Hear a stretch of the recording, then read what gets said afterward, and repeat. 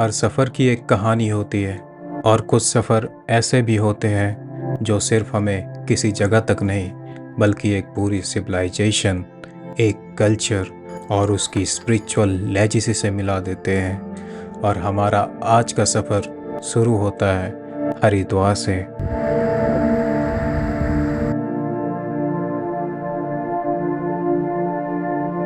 हरिद्वार से लगभग 240 किलोमीटर दूर हिमालय की गोद में बसा है कुमाऊं का अल्मोड़ा डिस्ट्रिक्ट। ज़्यादातर लोग यहाँ सिर्फ हिल स्टेशन देखने आते हैं, लेकिन इस डिस्ट्रिक्ट का असली पहचान इसके प्राचीन मंदिर, लोक कथाएँ और वो जगह है जहाँ हिस्ट्री, नेचर और स्पिरिचुअलिटी आज भी एक साथ जिंदा है। और इसी हेरिटेज को एक्सप्लोर करने हम निकल पड़े हैं। ये है मेरी बाइक, थोड़ी सी गंदी हो गई है। ये हाईवे है और काफ़ी अच्छा है। यहाँ पे बहुत ऊंचे ऊंचे पेड़ लगे हुए हैं, पेड़ देख सकते हो आप। तो अच्छा है, लेकिन धूप बहुत है ना, गर्मी बहुत है, लेकिन बहुत ज़्यादा गर्मी है। जैसे जैसे हरिद्वार पीछे छूट रहा था वैसे वैसे लैंडस्केप भी बदलने लगा। सीधी सड़कों की जगह पहाड़ों के कर्व्स ने ले ली और गर्मी की जगह ठंडी हवा ने। उत्तराखंड की रोड्स की एक खास बात है, यहाँ हर टर्न आपको रुकने की एक वजह दे देता है।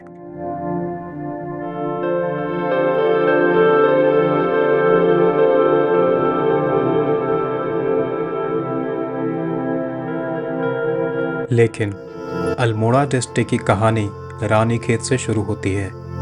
एक ऐसा शहर जिसका नाम ही एक रानी की कहानी से जुड़ा हुआ है। ये है रानीखेत, कुमाऊं का एक ऐसा हिल टाउन जहां पहुंचते ही सबसे पहले जो चीज़ महसूस होती है वो है सुकून। कहते हैं कुमाऊं के राजा सुधार देव की रानी पद्मावती को ये जगह इतनी पसंद आई कि उन्होंने यहीं रहने की इच्छा जताई और इसी वजह से इस जगह का नाम पड़ा रानी खेत, यानी रानी का खेत।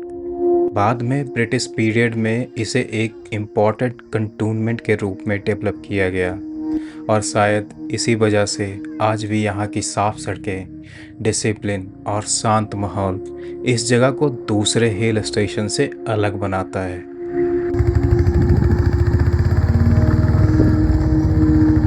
रानीखेत से आगे बढ़ते ही रोड हमें ले आई एक ऐसी जगह जिसका नाम शायद बहुत कम लोगों ने सुना होगा, लेकिन जिसकी इम्पोर्टेंस पूरी इंडियन आर्किटेक्चर में बहुत बड़ी है।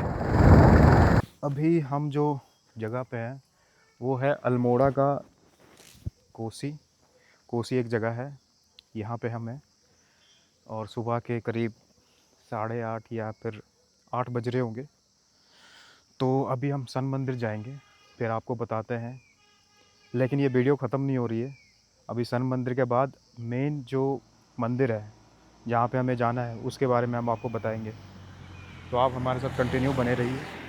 अभी ट्रैफ़िक, आज मंडे है तो मुझे लगता है आज ट्रैफ़िक भी नहीं मिलेगी। यहाँ से थोड़ी सी दूर जाना है। बाकी यहाँ पे बहुत अच्छा मौसम हो रहा है। अभी सुबह सुबह टाइम है ना, तो मौसम बहुत अच्छा लग रहा है, इसीलिए मैं यहाँ पे थोड़ा सा रुक गया।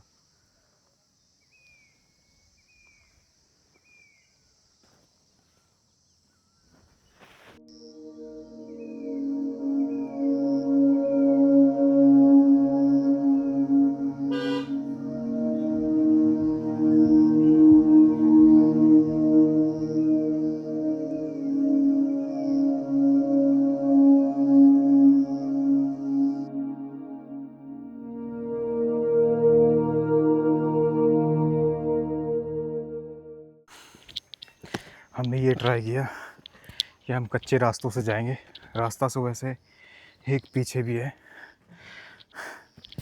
बट मैंने ये सोचा कि हम पगडंडी से जाएंगे, देखते हैं, थोड़ा एडवेंचर हो जाएगा पहाड़ों में। बाकी देख सकते हो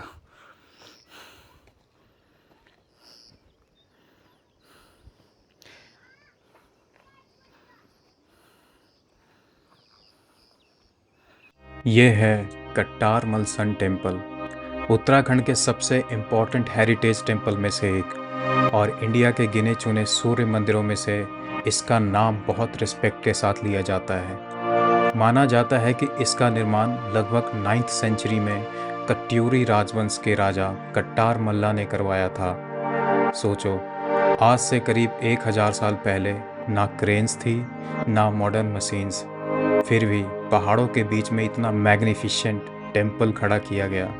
सिर्फ आर्किटेक्चर ही नहीं बल्कि उस वक्त की इंजीनियरिंग भी कमाल की थी।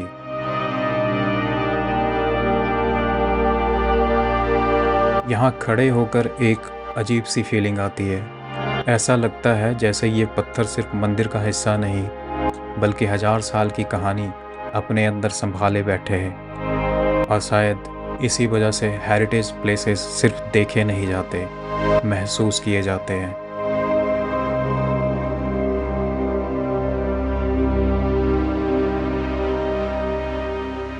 नमस्कार, मेरा नाम दिनेश बेलवाल है। यह मंदिर जो है प्राचीन मंदिर है भगवान सूर्य का, 9वीं शताब्दी का।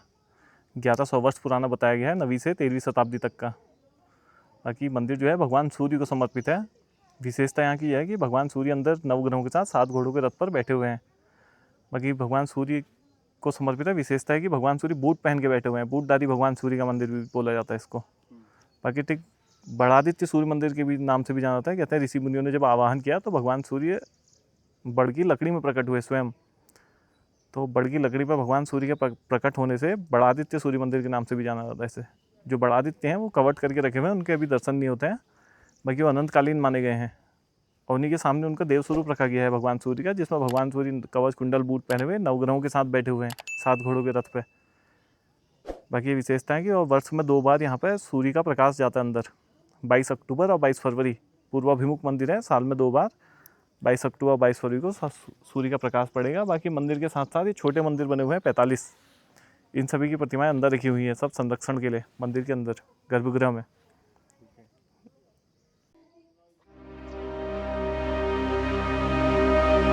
कट्टारमल सिर्फ एक प्राचीन मंदिर नहीं बल्कि कुमाऊं की समृद्ध विरासत का एक जीवित प्रमाण है। लेकिन इस सफ़र में हमारी मंजिल सिर्फ इतिहास को देखना नहीं बल्कि उस स्पिरिचुअलिटी को महसूस करना भी है जो आज भी इन पहाड़ों के बीच जिंदा है।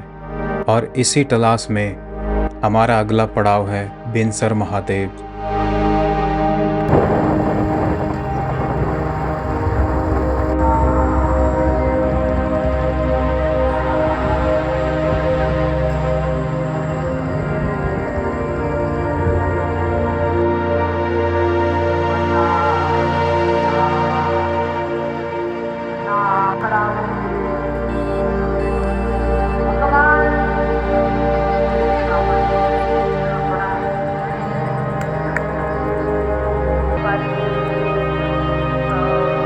उसी वक्त यहाँ जून का वार्षिक मेला चल रहा था, इसीलिए आम दिनों के मुकाबले यहाँ का माहौल काफ़ी अलग था। दूर दूर से आए श्रद्धालु, छोटी छोटी दुकानें और मंदिर की तरफ बढ़ते लोग इस बात का एहसास करा रहे थे कि ये जगह आज भी लोगों के आस्था का एक बहुत इम्पोर्टेंट हिस्सा है।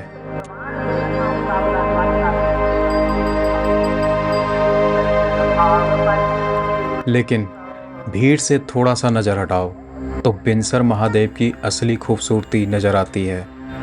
देवदार और चीड़ के घने जंगल, ठंडी पहाड़ी हवा और उनके बीच बसा ये प्राचीन शिव मंदिर इस जगह को एक अलग ही पहचान देते हैं। बिनसर महादेव को लेकर कई लोक कथाएं भी सुनने को मिलती है। उनमें से एक कहानी के मुताबिक बहुत पहले एक गाय रोज जंगल के बीच एक शिला पर अपना दूध चढ़ाया करती थी। जब गांव वालों ने उस जगह को देखा तो वहां शिवलिंग होने की बात सामने आई और धीरे धीरे इसी स्थान को पूजा का केंद्र माना जाने लगा। और हमारा सफ़र अब हमें ले जा रहा था कुमाऊं के एक और अनोखे मंदिर की तरफ, जहां आज भी लोग कागज़ों पर अपनी अर्जी लिखकर न्याय की उम्मीद लेकर आते हैं।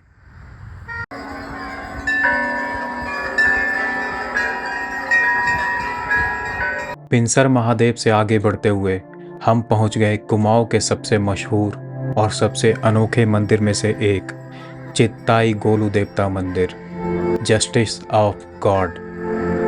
पहली नज़र में ये मंदिर दूसरे मंदिरों जैसा ही लग सकता है, लेकिन इसकी असली पहचान इस मंदिर के अंदर छुपाई एक अनोखी परंपरा है। मंदिर के अंदर जाते ही सबसे पहले नज़र पड़ती है हजारों घंटियों पर, छोटी, बड़ी, पुरानी और बिल्कुल नई। हर घंटी किसी न किसी आस्था की कहानी सुनाती है। लेकिन सिर्फ घंटियां ही नहीं, इस मंदिर का एक और परंपरा इसे पूरे देश का अलग पहचान देती है। यहाँ लोग अपनी मनोकामना ही नहीं बल्कि कागजों पर लिखी हुई अर्जियां भी चढ़ाते हैं। कई लोग इन्हें एप्लीकेशन के रूप में लिखते हैं तो कुछ स्टैम्प पेपर पर भी। स्थानीय लोगों का मानना है कि जब हर जगह से उम्मीद टूट जाए तब गोलू देवता के दरबार में न्याय की उम्मीद लेकर आया जा सकता है। चाहे आप इन परंपराओं को आस्था के नज़रिए से देखें या कुमाऊं की एक अनोखी सांस्कृतिक परंपरा के रूप में, इतना ज़रूर है कि चिट्टाई गोलू देवता मंदिर आज भी हजारों लोगों के लिए न्याय और विश्वास का प्रतीक बना हुआ है। और हमारा सफ़र अब बढ़ रहा था कुमाऊं की एक और ख़ास जगह की तरफ, जहां सिर्फ प्राकृतिक ही नहीं बल्कि अध्यात्म की तलाश में दुनिया भर से लोग पहुंच चुके हैं, कसार देवी।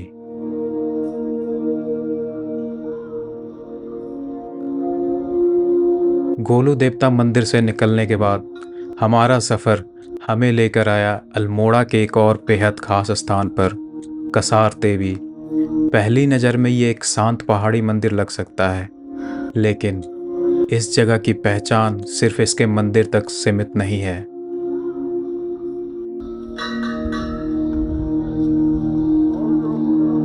यहाँ पहुँचते ही आसपास का माहौल अपने आप स्लो सा लगने लगता है। ठंडी हवा, चीड़ का पेड़ और दूर तक दिखते पहाड़। शायद इसी वजह से काफ़ी लोग यहाँ सिर्फ दर्शन के लिए नहीं बल्कि थोड़ी देर सुकून से बैठने भी आते हैं।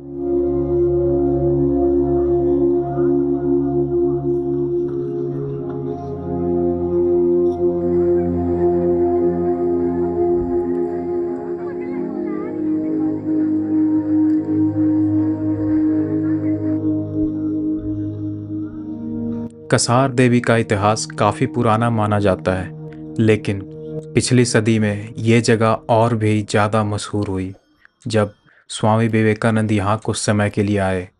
बाद में कई राइटर्स, आर्टिस्ट और स्पिरिचुअल सीकर्स भी इस जगह की तरफ खींचे चले आए। कसार देवी को लेकर एक और इंटरेस्टिंग बात भी काफ़ी सुनने को मिलती है। कई लोग मानते हैं कि ये एरिया एक ख़ास ज्योमेट्रिक जोन में आता है। इस टॉपिक पर अलग अलग स्टडीज़ और ओपिनियंस मिलते हैं, लेकिन एक बात तो पक्की है, इस जगह को पीसफुल इन्वायरमेंट आज भी दुनिया भर के लोगों को अट्रैक्ट करता है। कसार देवी ने हमें ये ज़रूर समझाया कि हर जगह सिर्फ उसके हिस्ट्री की वजह से याद नहीं रखी जाती। कुछ जगहों की असली पहचान वहाँ के माहौल होता है। और अब हमारा सफ़र आखिरी पड़ाव हमारा इंतज़ार कर रहा था। देवदार के घने जंगलों के बीच बसा जागेश्वर धाम।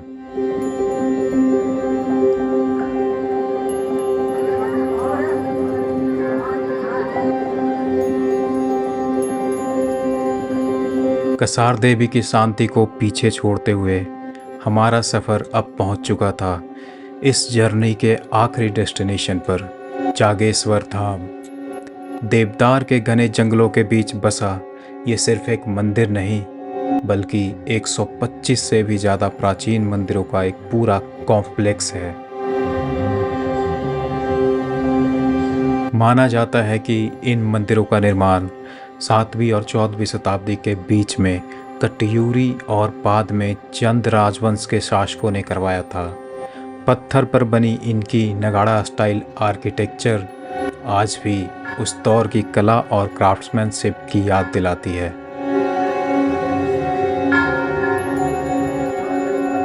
इस पूरे कॉम्प्लेक्स में जागेश्वर मंदिर और महामृत्युंजय मंदिर सबसे ज़्यादा देखे जाने वाले मंदिरों में से हैं। यहाँ रोज़ाना पूजा और जल अभिषेक होता है और साल भर श्रद्धालु दर्शन के लिए आते रहते हैं।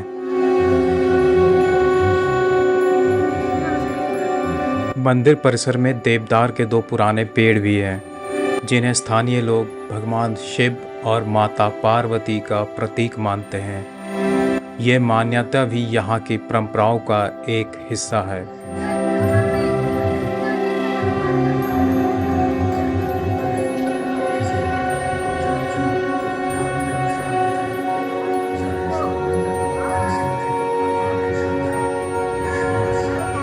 मंदिर के बिल्कुल पास से जटा गंगा बहती है और उसके चारों तरफ खड़े देवदार के पेड़ इस पूरे परिसर को एक अलग पहचान देते हैं। शायद इसी वजह से यहाँ हिस्ट्री, नेचर और स्पिरिचुअलिटी तीनों एक साथ नज़र आते हैं।